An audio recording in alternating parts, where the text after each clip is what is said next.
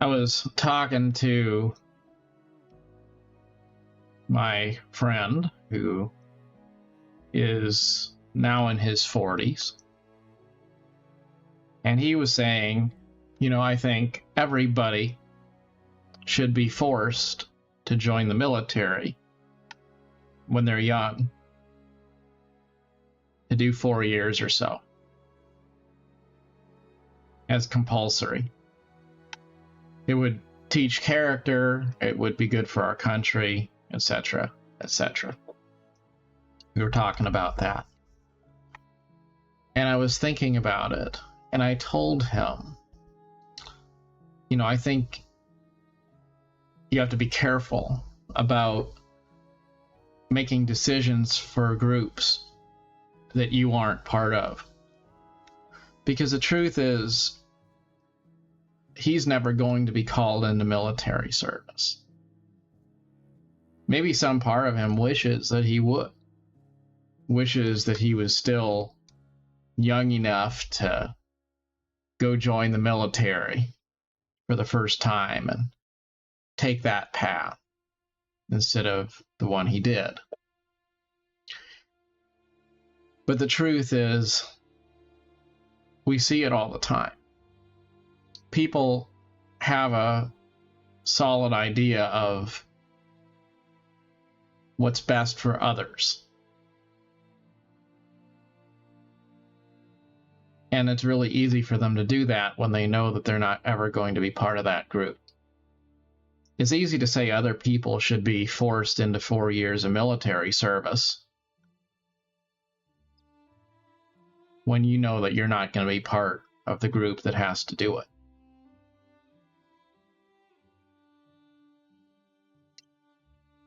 Life is filled with examples of people thinking they know what's best for others. And I know sometimes it's not entirely clear, and sometimes people do have to make choices which affect other people's lives. Sometimes wisdom is gained from life experience, and it's certainly true that sometimes people who are older have perspective on life that people who are younger would benefit from. But it's also true that there's a cynicism which makes its way into the conversations and the thoughts of people who are older. When you're far removed from being a teenager, you just automatically don't really care what those people have to say, what their feelings are, what their perspectives are. We see that in the world today as young people struggle to make ends meet in the economy of today.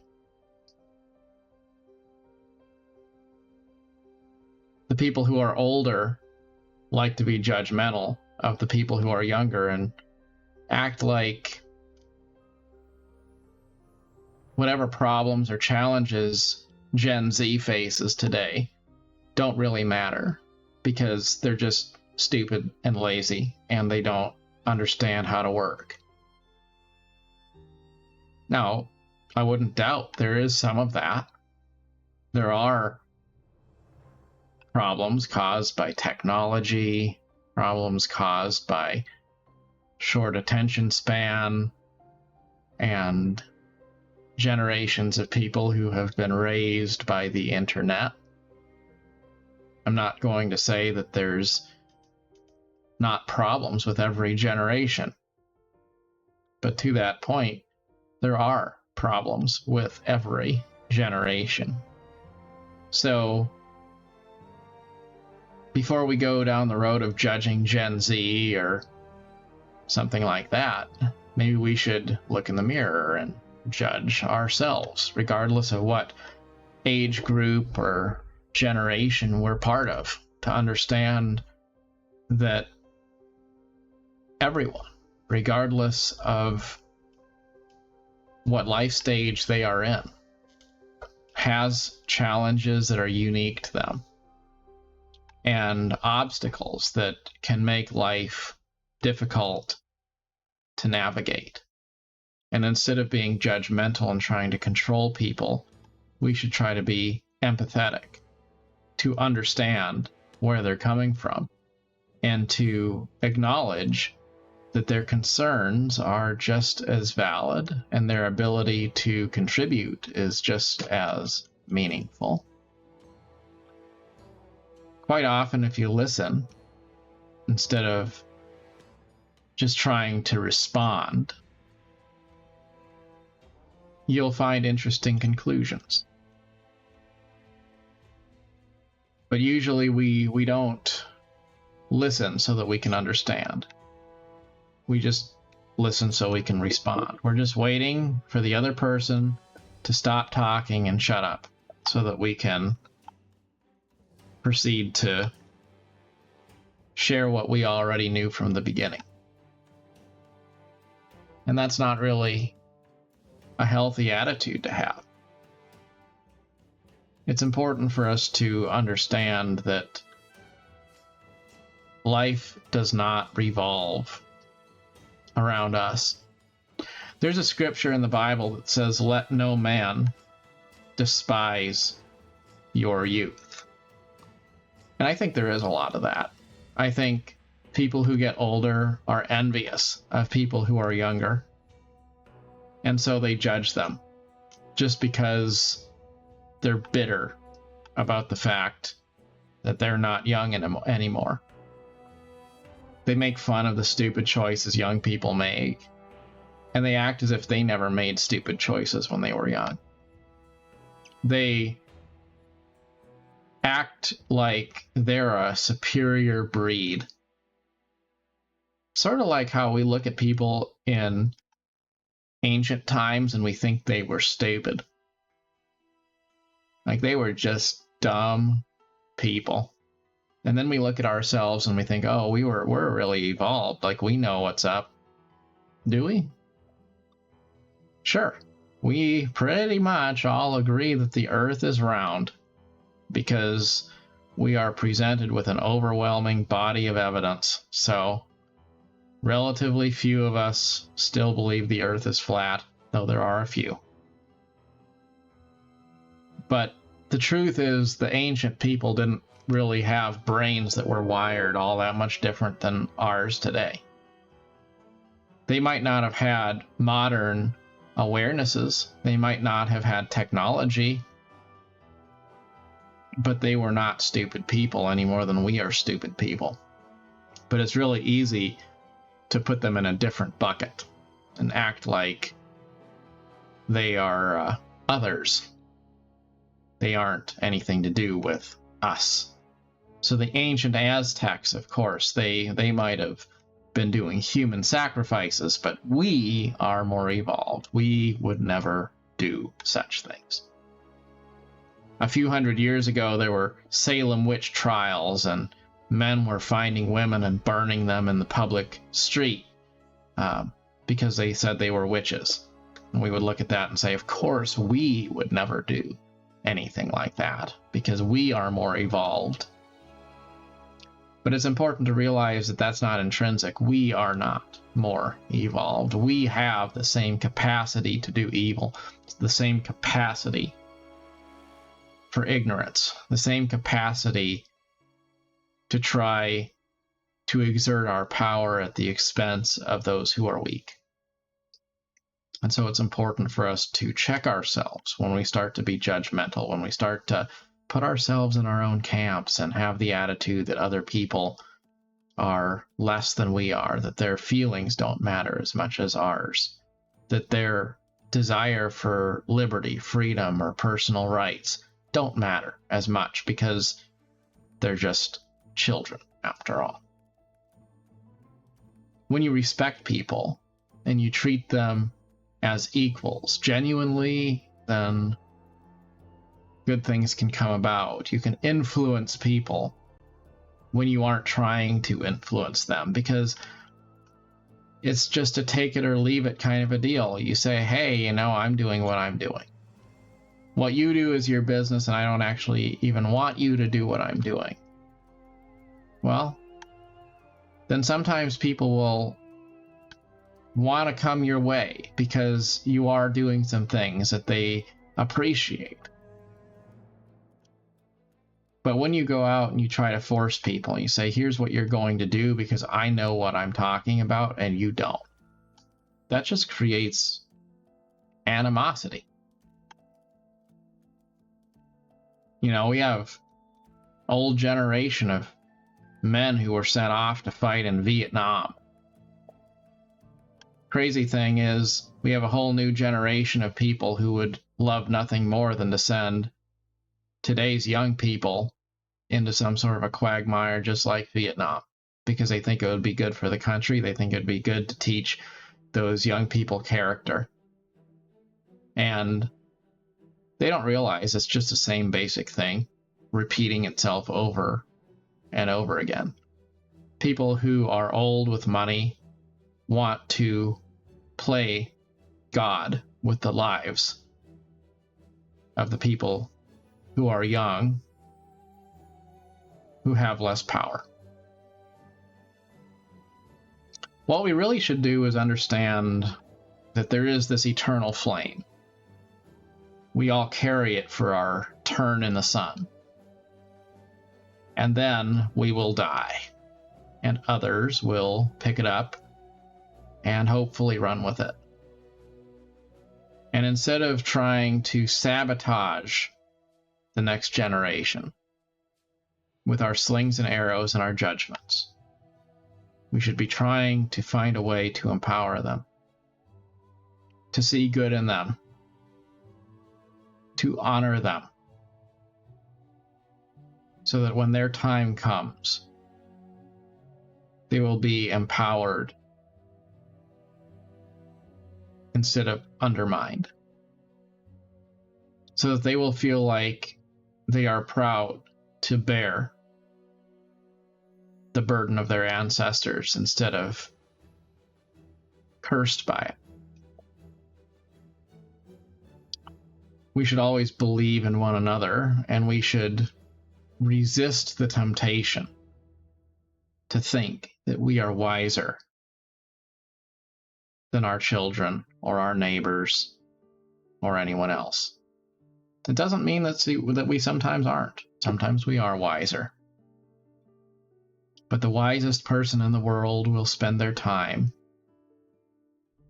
being silent. And if you think about who influenced you the most in life, who it was that you wound up having absolutely nothing negative to ever say about, the person who you respect and cherish, the person who you'd want to go to for advice, for wisdom, it's never the person who came out with a bully club and said, here's what you're going to do, and I'm going to make sure you do it. It's the person who never even tried to get you to pay any attention to their views or their opinions. The person who never had any agenda for you at all. The person who seemed to always wish you well. And as a result, you would always value their opinion on any aspect of your life because you knew that they respected you. We should always base all of our engagements with others on a foundational spirit of respect. It's really easy to drift away from that in a society where technology is so prevalent, where we are always connected to some kind of social media, to some kind of thing that allows us to convey our opinion without actually having to make a connection with somebody. We can go engage in the flame wars online and then close the browser window and never have to face what we've said again. But it does all come around to that basic principle of being kind to others, being nice, and doing no harm. Punishment does not constitute an investment in anyone. Just as you would not want to be forced to do things against your will or punished for not agreeing with someone, you should never want to do that to those who you think of as lesser or subordinate or more junior to you. And that's not even just age. It can also be things like in the workforce. How do you lead? How do you run a good organization? Do you undermine people by trying to be in control of everything? Or do you empower them by respecting what they have to offer and trying to listen with that intentionality that maybe other people, even if they're lower than you in rank, might have something to offer that you don't? Quite often we try to control people. We try to manipulate people instead of actually valuing them and empowering them. And that's also a sign of poor leadership or personal weakness when we project our desire for control onto others. I also think it's interesting how people who fundamentally don't respect other people will try to compensate for it by acting respectful. Maybe they're aware that there's something they need to work on in themselves, and so they start trying to pretend that they're respectful to other people. But the reality is, it's just actions, empty actions that compensate for the underlying lack of respect that they have. It's like if somebody was a racist and they don't want anyone to know that they're a racist, so they make a point to go out of their way to always shake the hand of minorities and always say things that are nice to them. Does that really solve the problem? No, it really doesn't. It's actually evidence of the problem.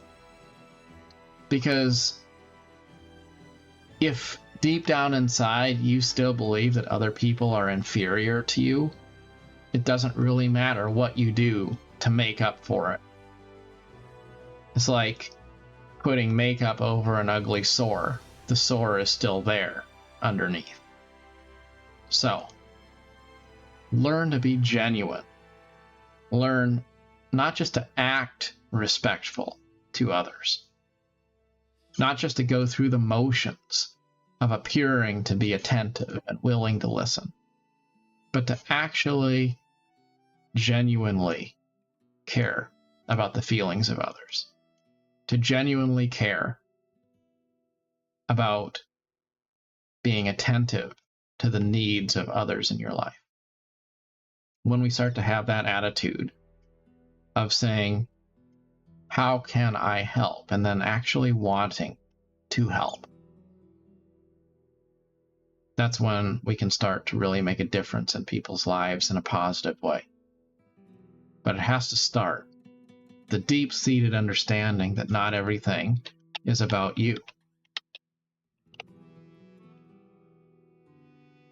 Realizing that the world doesn't revolve around you is a pretty revolutionary principle, it turns out.